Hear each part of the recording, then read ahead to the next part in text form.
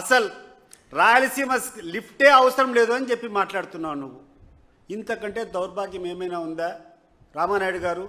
ఈరోజు 800 అడుగుల ఎత్తులో ఆ నీటి మట్టం ఉండే స్థాయిలో నుంచి తెలంగాణ ప్రభుత్వం వారు దిండిలో ప్రాజెక్టులు కట్టుకుంటా ఉంటే, పాలమూరు రంగారెడ్డి లిఫ్ట్ ప్రాజెక్టులు కడతా ఉంటే, అంటే almost zero level of Krishna 800 అడుగులు అంటే కృష్ణా నదిలో ఉన్నటువంటి ప్రతి ఆఖరి చుక్కను కూడా తీసుకొని పోయేటువంటి ప్రాంతంలో వాళ్ళు ప్రాజెక్టులు కట్టుకొని 4 టీఎంసీలు తీసుకొని పోయడానికి ప్రయత్నం చేస్తూ ఉంటే, మనము ఈ రాయలసీమ లిఫ్ట్ ఇరిగేషన్ ప్రాజెక్ట్ ఇది కూడా 800 అడుగుల్లో పెట్టుకోకుండా పోతే చాలా ఇబ్బంది పడేది రాయలసీమ ప్రాంతం.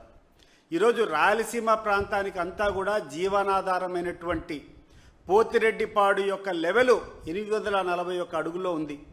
కానీ 841 అడుగులో నీళ్లు ఎక్స్ట్రా ఫ్లో అయితే కూడా ఒక 1000 క్యూసెక్లే ఫ్లో అవుతాయి.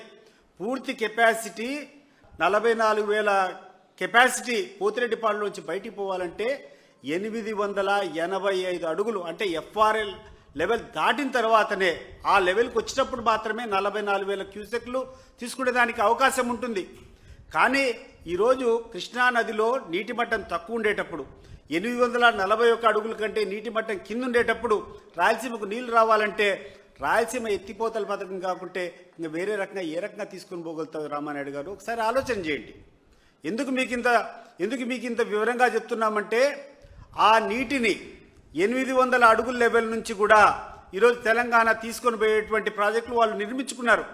పాలమూరు రంగారెడ్డి యొక్క సిల్ లెవెల్ ఎంత, ఈరోజు దిండి ప్రాజెక్టు యొక్క సిల్ లెవెల్ ఎంత, వాళ్ళు 800 అడుగుల్లో ఈరోజు ప్రాజెక్టులు నిర్మించుకుంటా ఉంటే, రాయలసీమకు కావాల్సినటువంటి ప్రాంతం కూడా 800 అడుగులు తీసుకొని పోకుండా ఉంటే ఎట్లా సాధ్యమవుతుంది? రాయలసీమకు ఎట్లా మేలు జరుగుతుంది? ఒకసారి మీరు ఆలోచన చేసుకొని చెప్పాలా.